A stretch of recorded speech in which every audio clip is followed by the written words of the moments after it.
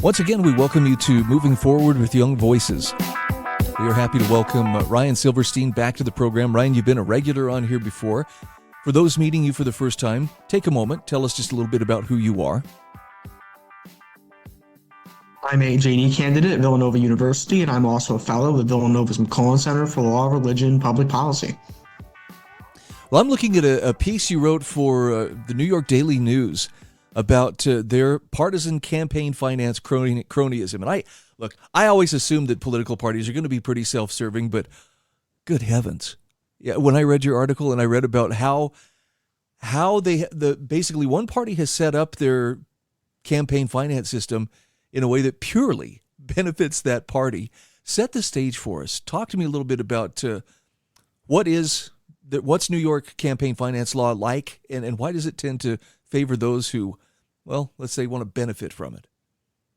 So New York Democrats, they came up with this great idea for matching funds for campaigns. And on face value, that's great, and I've actually seen it work in the past.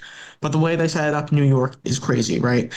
Basically, it's made to empower small dollar donors. So if I make a donation of $250 or less, it will be matched. But if it's above $250, it won't be matched.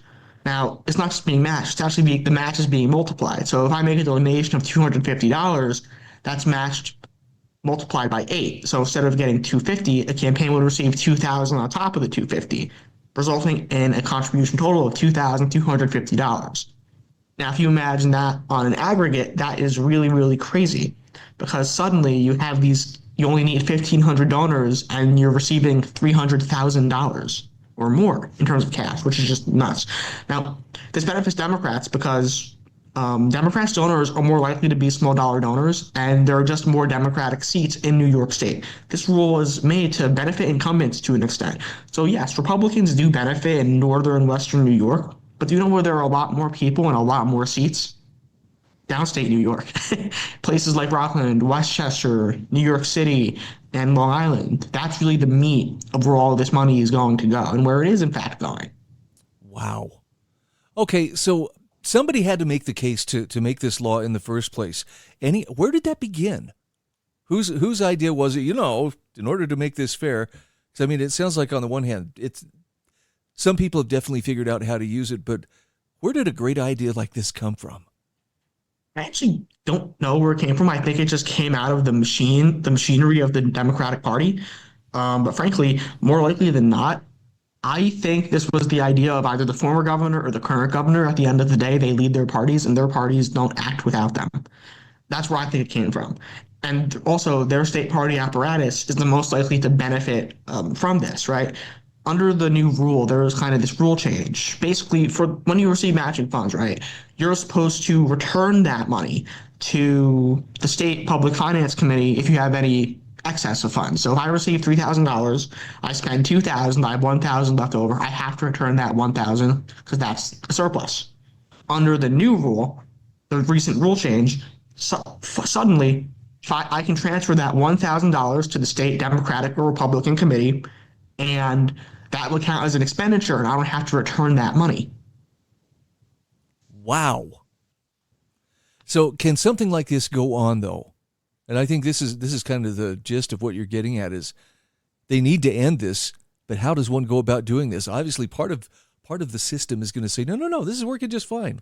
We don't need to fix anything.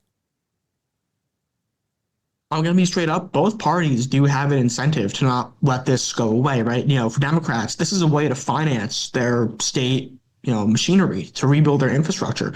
We've seen multiple state senators, including James Skoufis, who is running for chair of the Democratic National Committee, transfer upwards of $400,000 to the state Democratic Committee so he doesn't have to return that money to the state Public Campaign Finance Committee. So there is incentive on the Democrats, but for the Republicans as well. I've spoken to some people in New York State politics, and they say this public matching program has made it easier to recruit candidates in districts we otherwise wouldn't be able to recruit people. So Republicans, to an extent, want to keep it. I just don't think Republicans are fully grasping that this is a major advantage to the Democratic Party. I actually think I should explain this a little more. The law doesn't just permit transferring money. It actually it sets limits, right? But those limits reset And what I mean is you have a primary, and if you're running for state senate, you can raise $375,000 for the primary from public matching funds, and you can't raise more. But then after the primary resets, and you can raise 375,000 more. But what's really interesting though is if you look at the law and you look at the applicable rules, if you're in a safe Democratic or Republican seat, more likely Democratic, because there's more Democrats and more Democratic seats, you can have a primary. And you can run unlimited amount of people in a primary. So if you run 5 people in a primary and they all max out the contribution for state senate, they're all raising $375,000 and they all spend $100,000 campaigning. Let's say they have $250,000 left over. All the losers, the 4 losers, would have to return that money to the state. But under the new rule, they can just transfer all of their money to the state Democratic Committee. And guess what? That's $1 million going to the state Democratic Committee. And that's just in one seat for one specific race. Imagine if that's done on the aggregate. I'm just marveling that this is being done in the open, right? It's not like they're not trying to hide it. I'm just thinking the chutzpah to do that. Yeah, and that's what's stunning. But I think what's stunning is no one has really done this yet. I'm calling it a straw candidate scheme. You know, we all know what a straw donor is, but what is a straw candidate? I call them as someone who isn't seriously running for office, but rather they're running to raise public matching funds. And I think that's what we're going to start seeing across the Empire State. Yeah, I mean, well, they've provided all the right incentives, you know, for people to do exactly that. So, what's the likelihood that this door is going to be slammed shut? Maybe? I would say very unlikely until potentially if Democrats lose power. But even then, I don't know how much reform we get from Republicans because I do think they, in their heads, they benefit. And to an extent, they do. They just don't benefit as much as Democrats benefit. So this is just peak machine politics 101. Yeah. Do you see anything changing under the incoming Trump administration, or is New York still going to be New York doing as it does? And I think New York is going to keep being New York because while it would be my dream for the administration to end this, at the end of the day, the federal government only has control over federal campaign finance rules, and I'm talking about state finance rules here. And unfortunately, the federal government cannot affect those state finance rules, no matter how corrupt they may be. Wow. Are there other states that are struggling with something very similar to this? Are you aware of any other states that likewise have allowed a similar system to come into being? So I'm aware that other states do have public matching programs. States like Connecticut, for example, does have one, but it's not as corrupt as to the extent of New York's. New York's is just uniquely, grossly corrupt. Even politicians on both sides of the aisle that I've spoken to in states with matching programs, politicians and field organizers, they've all been shocked and appalled at just how, I guess, openly corrupt this is. No, it sounds like it. And just when my faith in big government was starting to come back. Thanks a lot, Ryan. I really appreciate that. Actually, thanks for having me. We've been visiting with Ryan Silverstein. Ryan, for those who are following you on social media, what's the best place to find you and your work? You can follow me on Twitter at RyRy916. You can follow me on LinkedIn, or you can follow me, LinkedIn and Twitter. Yeah. Okay. Thank you so much. I hope we talk again soon. Thank you so much.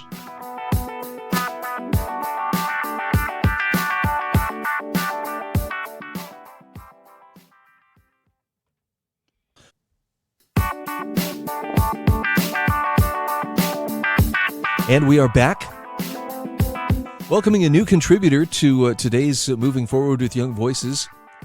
And I may need a little bit of help once again with your name. It's Bojan Lazarevski. Lazarevski. There we go. It's perfect. Thank you so much for joining us today. And Bojan, for those who haven't met you yet, take a moment, tell us a little bit about who you are and what you do. Thank you, Brian. First of all, good afternoon, everyone listening to the podcast, and thank you for the invitation to be a guest speaker. I'm calling from North Macedonia in Europe.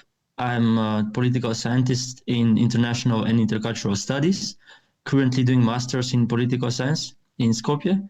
I've been writing with Young Voices Europe for 7 months now, and I'm also an activist and researcher. Well, I'm looking at an article you wrote about, I guess it's how voting takes place in the European Union. And your article's titled, "A Simple Change to Brussels Voting Can Unlock EU Soft Power Across the Globe."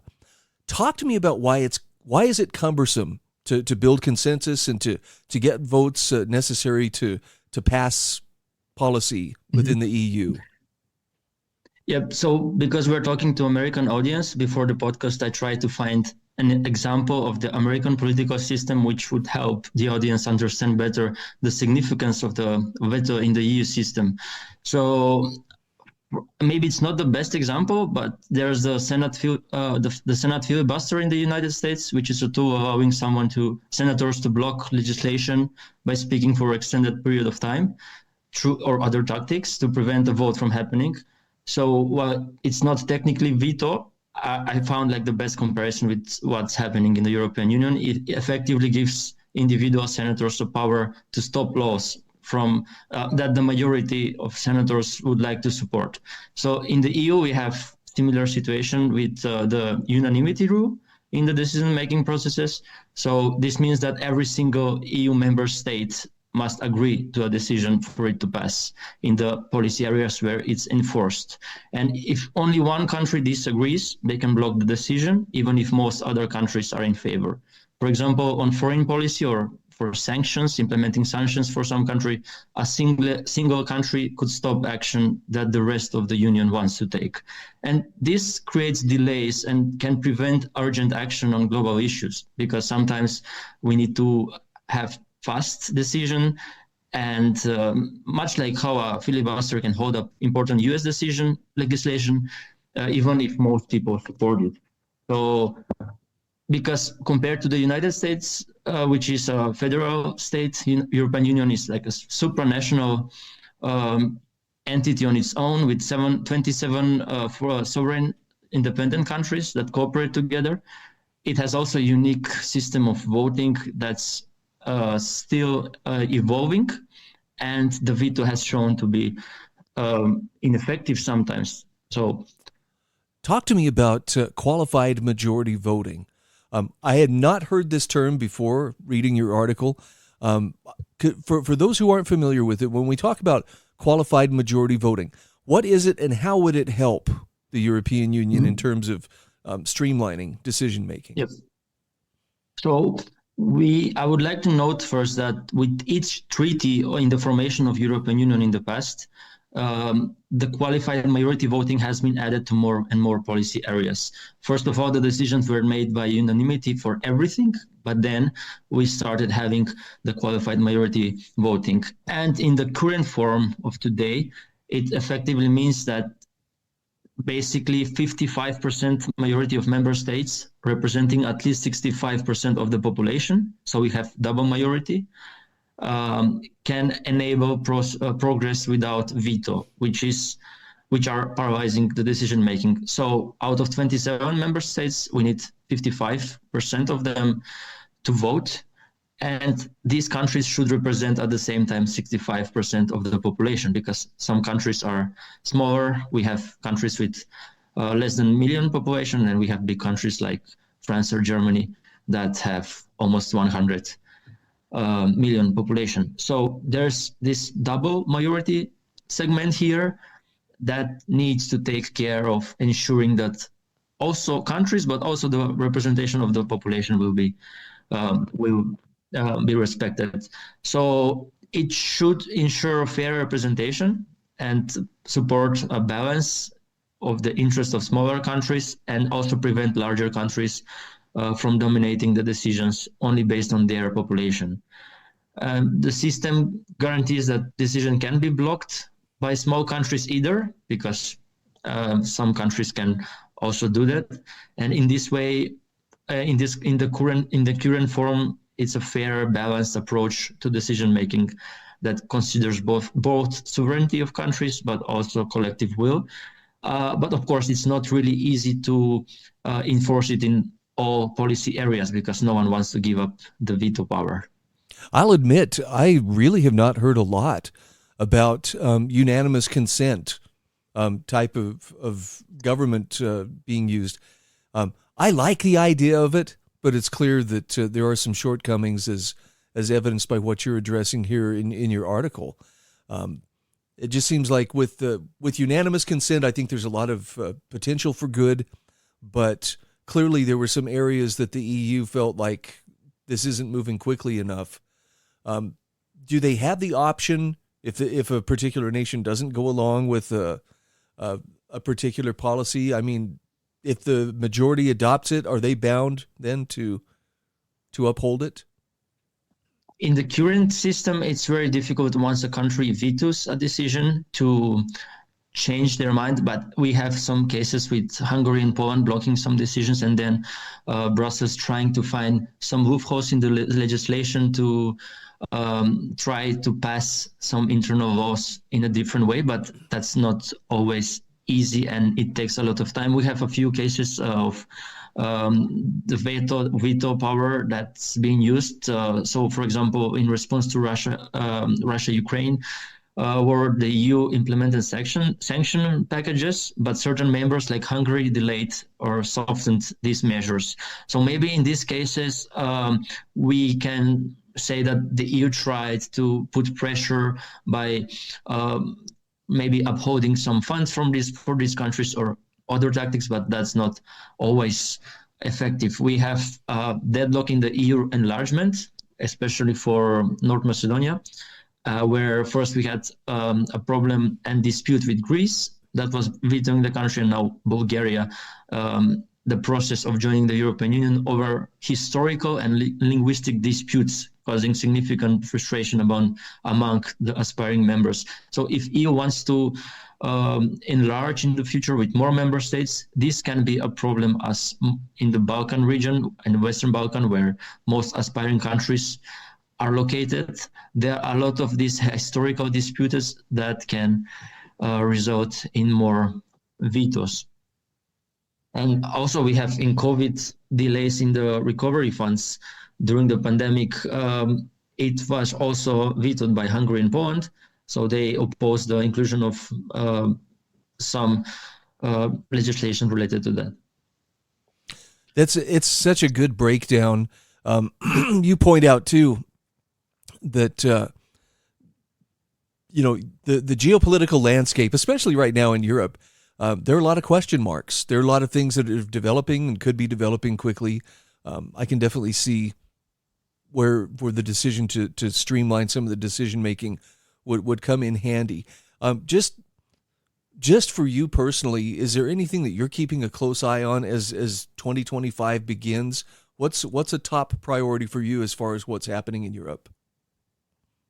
Yeah, I think the European Union is lacking a strong leadership in this period and some bold actions that will ensure that the EU remains a stable and credible actor in the geopolitical world, where we have increased polarization between other geopolitical actors. So we also have some internal instability right now, such as in France and Germany, and political economic crisis that's been going on for some time now. So it will be very important how to reform the European Union and how it's going to pass laws in the future. And in relation to in relation to the United States, we share a long history partnership on mutual support and shared values. So it's important to also have a reliable way of bringing decisions.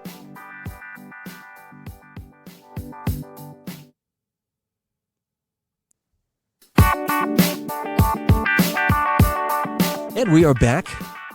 Happy to welcome Aaron Pomerantz back to the program. Aaron has been on here a few times. And Aaron, for those who haven't yet heard from you, give us just a short introduction about who you are. Hi, so I'm a social psychologist and researcher at Rice University here in now weirdly snowy Houston, Texas. And I study leadership, leader development, and the way culture can lead us to make decisions that harm ourselves and others, primarily in the domain of leadership. Okay, well, good luck on the snow, by the way. That's not an everyday thing for Texas. So I'm looking at... they can't drive in the sun, let alone the snow. I won't laugh too hard. It's a tough time for everybody driving on slick roads. I'm looking at an article you wrote here for Real Clear Politics. DEI efforts must protect Jewish students or they're going to fail. It's, Aaron, I have this perception, and I could be wrong because it's just, based on some of the stories I've seen, but it appears that a lot of the nation's universities and schools are kind of dialing back their DEI efforts. What's your take on, is that the case? I think it's a yes and no answer. I think that a lot of universities are going to be dialing them back if they were never really committed to them in the first place, number one, or if they were sold a version or a vision of DEI that made promises it's not delivering upon. So a lot of DEI programs, and it's important to clarify that DEI, it's kind of treated as a monolith, and I don't think that's fair. There is a lot of variety with what we talk about DEI. So like, for example, Ibram Kendi's views on DEI versus Mark Cuban's are almost entirely unrecognizable from each other, but both get given that label of DEI, right? So I think what you're seeing is some schools who either never really cared and they were doing this to be seen in doing something, or because there were federal incentives for doing so or state incentives for doing so. Yeah, I think they're backing off. And I think you're seeing something similar to that in the corporate sphere as well. But I think you're also going to see that a lot of schools who did this because they were committed to it, they're going to stand strong. And I actually think in some ways that's a good thing, because if you're going to do a thing, you should do a thing because you believe it. And if you don't believe in it, it doesn't matter how much money you throw at it. It doesn't matter who you hire. You're not going to do it effectively. This is a question of mission, vision, and values. So I think that's why we're seeing some schools dial it back. It's because they never really believed in it to begin with. Let's talk about how this ties into anti-Semitism. I know we had a lot of protests going on, a little over a year ago on the nation's campuses. It was interesting to see how many of those protesters, what are you protesting? I don't know. I'm just, there's a protest and I'm a part of it. But what are the primary sources of I mean, it was very open anti-Semitism then. Has that calmed down? Is it still going on, just not getting the media attention that it was before? I think it's still going on. I think it's becoming a little more subtle, and I think we're going to see that trend increase, especially now that President Trump has been inaugurated, and one of the things he is championing is deporting people who sympathize with terrorists, which a lot of these protests were doing. If you're waving a Houthi flag, that's what you're doing. But I think it's going to get more subtle to avoid negative press. And that's what we're kind of seeing. We're seeing, so last week when I wrote the piece, this was last week then, so it's probably about a month and a half ago now, a DEI administrator, she had been saying at University of Michigan, she'd been saying behind closed doors, essentially, that, we don't need to take care of Jews. They're wealthy and privileged, and they take care of themselves. There have also been numerous diversity, equity, and inclusion, and however you want to rearrange those words. There have been numerous DEI conferences that have seen really horrific instances of anti-Semitism, some to the point that people like Jewish attendees are hiding their Stars of David. There was one that was held in I believe at Villanova. It was in the Philly area, where a psychiatrist or a clinical psychologist, I don't remember which, she openly just started essentially repeating blood libels, like 100-year-old blood libels. She may as well have just flipped open and read from the Protocols of the Elders of Zion. And this is a woman who's supposed to be talking about safety and inclusion, which are both core values to DEI. They're without those, what the heck is the point, right? And yet this is what's going on. So I think we're going to see a subtler vision of it, and that's actually what I read about in the piece, is that this is something we've seen before, and that subtler version of prejudice is actually one of the reason, not the only reason, but one of the reasons DEI programs were created to begin with, was to acknowledge that, you don't have to say I hate you to communicate the fact that you hate somebody. I think we've all had a bully who was very good at doing that to us in elementary or middle school, and that just holds true for the rest of life, including racism. Boy, there's a lot to chew on there. First of all, I appreciate you're doing this, because I'll admit, when I see DEI, I don't spend a lot of time thinking about it, but my knee-jerk reaction is, that stuff again. I've basically, I've kind of trained myself to see it in a negative light, like it's reverse discrimination, that kind of thing. It's very helpful to hear some of the things that you're talking about here today. Philosophically, I want to say I don't think, like you mentioned the tenet of DEI about symbolic racism. I question whether that stuff helps, because it seems like sometimes that can be used to create more conflict or division where there wasn't. But again, let's bring it back to for these students on campus who are afraid of being recognized as Jewish. Tell me again how DEI helps them. Well, in theory, what DEI should be doing is, whether there's a DEI office or whether it's held under the Title IX office or whether it's a part of human resources, whatever it is, if there's a DEI initiative, people who are anti-Semitic should be called to the carpet. That doesn't mean they're necessarily punished, the individual who's doing this, especially because,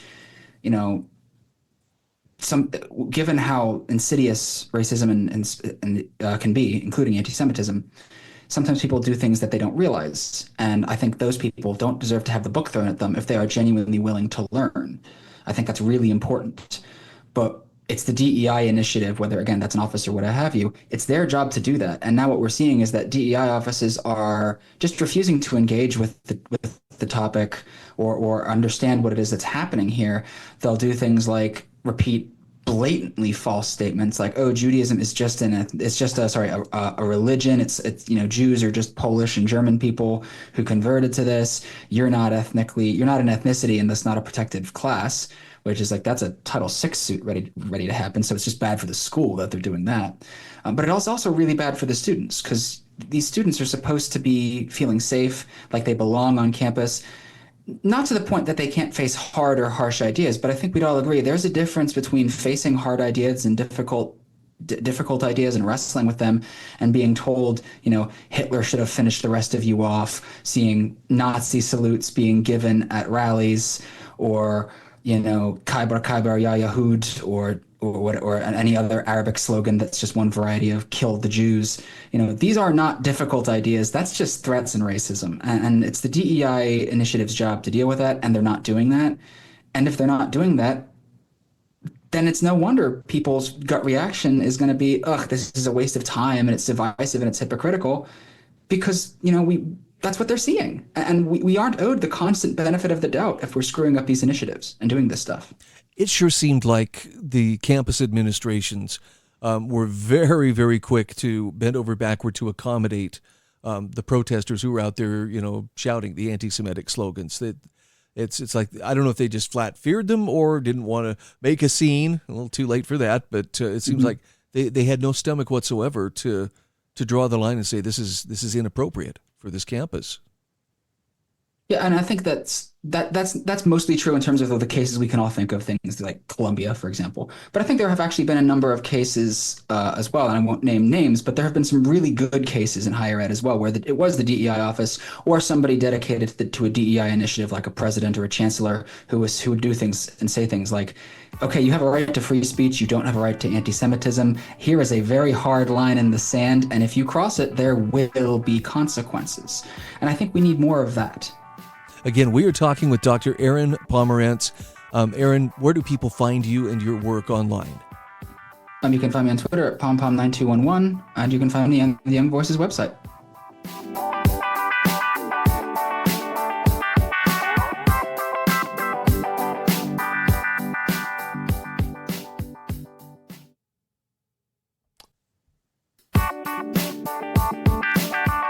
And we are back. This is our fourth and final segment of Moving Forward with Young Voices today. Happy to welcome Alex Rosado back to the program. Alex, you're getting to be the old pro on here, but take a moment to tell our listeners a little bit about who you are and what you do. Sure, so thank you so much for having me back. I'm Alex Rosado. I am a professional programs assistant at the Alexander Hamilton Society. And as a side note, this is a nonpartisan nonprofit, so everything that I say is expressive of my own views. All right. So I understand there was a little bit of a hubbub in Washington, D.C. yesterday. There always is a hubbub, but the hubbub that happened yesterday was a big one. Donald Trump is back in office for his second term, and he's going to have a lot of strong foreign policy that comes with it as well. You've already seen it when he wasn't even president, when he was still the president-elect. A lot of the hostages that are within Israel and Gaza have been released. Israel just released 3 more. Palestine just released about 90, I believe. And you're seeing now that even with Ukraine and Russia, a lot of the attrition that's coming from both sides is slowly coming to an end. So you're seeing that there is a return to power with the Trump administration, and the world is becoming a lot more stable as a result. Let's talk a little bit about there are different ways he could go in terms of his foreign policy, but there's a particular type of foreign policy restraint that you pointed out, and I have to admit, I never heard of George Ball, or at least I would not have known to what to put his name, but he apparently set quite the example on how to approach foreign policy. He is one of the modern architects of restraint with foreign policy. And for those who may not know who he was the former Undersecretary of State during the Kennedy and Johnson administrations, and was one of the major and key players of advocating for not invading the country of Vietnam that happened during the 60s and most of the 70s as well. Most people didn't listen to his advice. Even President Johnson scoffed at one point, saying that his advice really was intangible and there was no way that we couldn't put boots on the ground. But as you saw the domestic backlash with that, with draft burning cards and mass protests, Ball was right. It did sink us into an unwinnable war, and that's exactly what happened.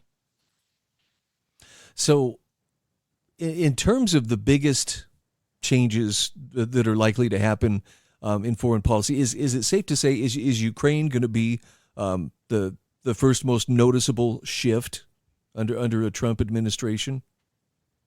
It very well may be, and that comes with a lot of evaluation of the practical and ethical concerns of the war as well. You've had Volodymyr Zelensky, the person who's running Ukraine, saying that this is a war about protecting democracy, and the amount of aid that the United States has given Ukraine, about $185 billion worth, is not about funding war, but about democracy itself. But George Ball has a warning against that. He says, let's not shift things and view things just along ideological lines. Everything is not as black and white as it seems. There's a lot of different struggles when it comes to historical contexts, when it comes to land disputes. I still can't believe I have never heard of this guy, or at least haven't heard, of him. I probably have encountered his name once in a history book and then forgot it. No, absolutely. And you just need a holistic understanding of how war operates, the amount of resources that you're willing to dedicate towards it, and just have a more informative approach instead of just going gung-ho with military force. So I'm curious. It seemed like there was a great effort to get the U.S. further and further entangled as NATO, in what was going on in Ukraine. I'm wondering, Alex, does that are we moving back from that escalation mindset, the long range missiles into Russia and so forth? What's your take on that? Sure. So we would be leveraging other forms of soft aid, whether it be humanitarian efforts. The Biden administration tried to do that with one of the piers that was built within Gaza, but that lasted for 2 weeks, cost taxpayers actually billions of dollars, only for that to just collapse. And especially during what you saw with the last 4 years with the Biden administration, you saw that a lot of these kind of melting pot conflicts that were happening just really boil over, and it didn't give the world more stability or better progress because of it. The most notable being Afghanistan, that happened with 13 U.S. dead service members, and especially with what Ball was warning about back in the 60s and 70s. You saw a lot of similarities between the toppling of Afghanistan and also what happened with Saigon, including very similar pictures of helicopters lifting off abandoned air bases in a sign of defeat. So foreign restraint in terms of foreign policy isn't just giving up and going home. It's making sure that the conflicts that you're going to potentially be a part of are ones that you know that you can win and one that you can be the victor in as well. Given the U.S. presence all over the world, and particularly throughout the Middle East, is it possible to